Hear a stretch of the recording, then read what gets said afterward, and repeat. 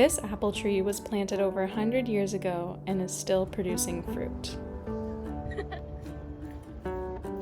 What's even more interesting is why it was planted. So I'm going to go over that, but what's also amazing is how good apples can be for you. And I want to share 3 healthy ways I like to use fresh apples this time of year, besides just eating them right off the tree.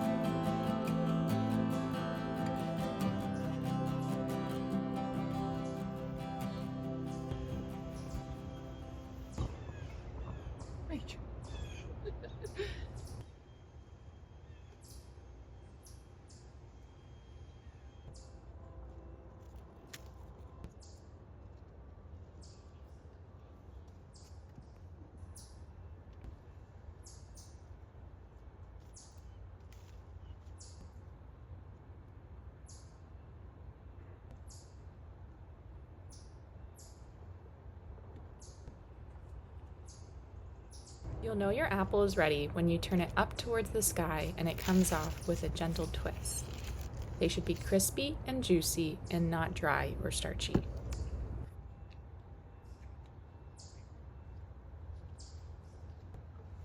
No, don't fall.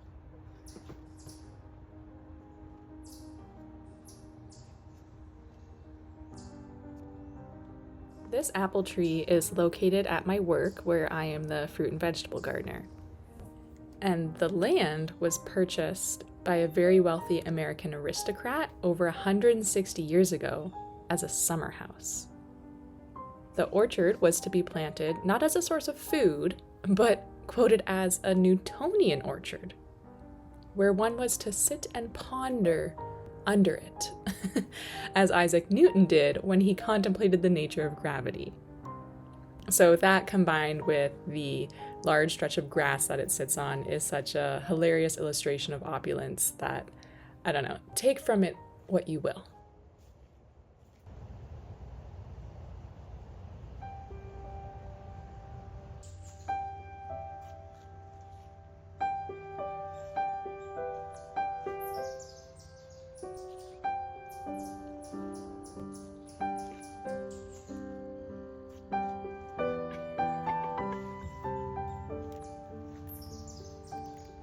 Okay.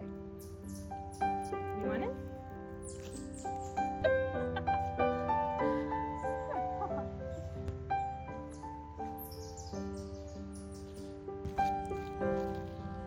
We all know apples are good for us. They are rich in fiber and vitamins, and they also support a healthy gut and digestion.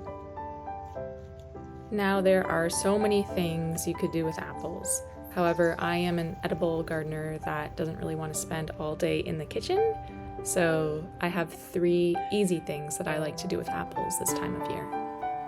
The first one is great because I can grab so many fresh ingredients from the garden. Maybe you've guessed it, the first one is a green juice. So here we go, this is what I'm putting in it. We have celery, some dinosaur kale, beet greens. So beet greens are absolutely delicious and slightly sweeter than brassicas, so they're great to use in juices. Parsley from the garden, and one of the last of our field cucumbers as well. So it's looking kind of sad, but I'm just gonna peel off some of the yellow bits and it will go great in a juice. Not from the garden, but I am going to be putting in some ginger. And also I do want to try and grow ginger this year. And then of course, the star of the show, I have our apples.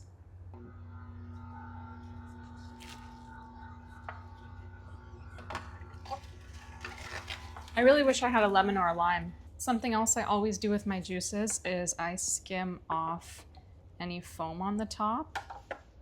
I also like to strain my juice for a smoother mouthfeel. Fall is a great time of year to make green juice because, as you can see, almost everything came from the garden. You can also make this even if you don't have access to a juicer. Just put everything into a blender with a little bit of water and then strain it. The next thing I like to do with apples is dehydrate them. You can use them as snacks, or I like to cut them up small for tea blends. Just wait until they're fully dry and then you can store them in an airtight container. Today I'm going to mix them with these dried raspberry leaves that I harvested back in the spring, as well as some mint and lemon balm. I have lots of tea videos if you want to go check out how I harvest and dry herbs for my own tea blends. I'm going to put myself on some water for a cup of tea, but in the meantime, I'm going to make the last recipe, which is a simmer pot. Don't knock it till you try it because it'll make your house smell absolutely amazing. And you don't even have to use a lot of ingredients. This might seem kind of silly, but honestly, just use whatever spices you have lots of. Usually spices like this come in bulk and it takes you years to go through them, so it's easy to use up whatever you have. And I don't know, it's just kind of cute, nice, cozy vibes to have a little simmer pot. I usually like to do clove. There's star anise or star anise, however you say it, as well as cinnamon. And we don't even need to use a whole stick. We're gonna use a half one. I'm also going to put in some of my ginger peels and my leftover apple pieces. Leave this on the stove to simmer and your whole house will smell so good. It's great to put on before you have guests over, or sub out the water for apple cider and then you have mulled cider.